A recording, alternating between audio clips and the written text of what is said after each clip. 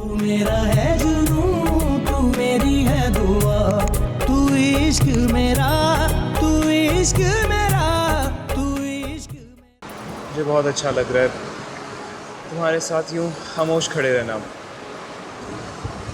ऐसे लगता है कि घंटों भी अगर मैं तुम्हारे साथ यूं खड़ा रहूं ना तो बोर नहीं होऊंगा। मैं अंबर और हारिब के रिश्ते को लेकर थोड़ा सा परेशान हूँ। क्यों मामा? बेटा तुम तो जानती हो अंबर घर के मामलात में बिल्कुल दिलचस्पी नहीं लेती, और अमेरिका से आने के बाद तो बिल्कुल भी नहीं। मैंने भी कभी नहीं सोचा था कि एक अजनबी अचानक मेरी जिंदगी में आएगा और मेरी जिंदगी बदल देगा। बाबा आप मुझसे नाराज हैं?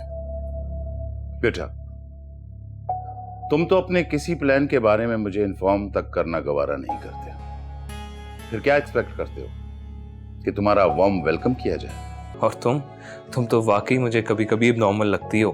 इतना भी इनसेंसिटिव होना अच्छी बात नहीं ईमान। मोहब्बत करने और मोहब्बत बांटने की आदी बनाओ खुद को ईमान।